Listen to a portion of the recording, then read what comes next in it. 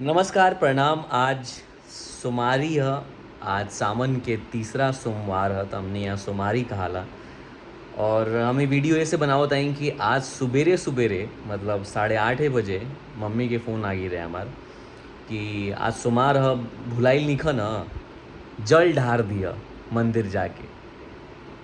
और मतलब हम कितना चिंता रहेला भाई माता जी लोग के, कहीं रही रहुआ। मतलब हम दिल्ली मुंबई कहीं भी रह, मतलब पूजा करे खाती खाए खाती, मतलब हमेशा एकदम तात्पर्य रहना। मतलब आपन पूजा खत्म कर देली, खाना बना देली सुबह के नाश्ता का कि हमनी यहाँ जनते वहीं जा 8 बजे नाश्ता चाहेला।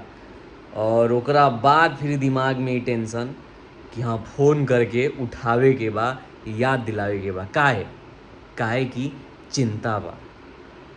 माई के ना हमेशा चिंता रहेला अपन बेटा बेटी के। और मतलब और ठीक बा। मतलब हमरा लागेला कि मान ली हमनी के शहर में रहते ही जा, बैचलर लाइफ हमनी के जिए नहीं जा, बहुत इनडिसिप्लिन रहने जा हमनी के। राती के कब 3 बजे सुताता, कब 4 बजे, कब 12 बजे उठाता, कब 1 बजे। लेकिन आज हमरा इतना बढ़िया लागल 8 बजे उठ के मंदिर जाके जल ढारे में।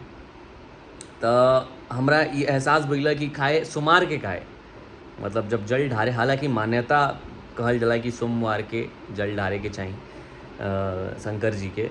लेकिन मतलब आज हमरा इतना बढ़िया एहसास भइला कि हमरा मतलब हमेशा ई कोशिश करम कि चाहे कितनो लेट सुती, सुबह अगर उठ गई नहीं हम तो जाके मंदिर में एक लोटा जल ढार दी, जेकरा से हमार माता जी खुश रह हमेशा। बस यही खाती। और जल डारे से का हुई का ना हुई हमरा नइखे मालूम।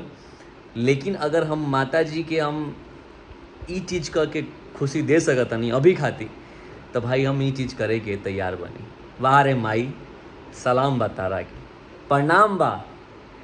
और हो सकेला तो भाई मतलब बहुत छोट छोट चीज़ माता जी लोग के बहुत छोट छोट डिमांड रहेला, बहुत छोट छोट।